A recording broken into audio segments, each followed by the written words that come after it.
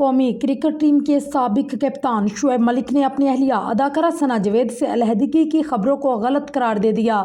ثانیہ مرزا کے سابق شوہر اپنی دوسری بیوی ثنا جاوید سے علیحدگی کی خبروں پر ایک بار پھر غیر ملکی میڈیا کی سرخیوں میں ہیں۔ پاکستانی ٹیسٹ کرکٹر و سابق کپتان شعیب ملک نے اپنی خبروں کو سختی سے مسترد کرتے ہوئے کہا ہے کہ یہ سب بکواس ہے۔ الحمدللہ میری ازدواجی زندگی بہت اچھی اور خوشگوار گزر رہی ہے۔ میرا بیٹا دبئی میں ہوتا ہے اور میری والدہ سیالکوٹ میں ہے۔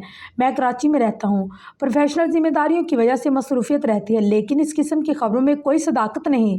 شعیب ملک کا کہنا تھا کہ مئی میں ہوئی پاک بھارت جنگ کے بعد بھارتی میڈیا پاکستانیوں کو بدنام کرنے کے لیے کوئی کسر اور اسکینڈل کو اچھالنے سے باز نہیں آ رہا۔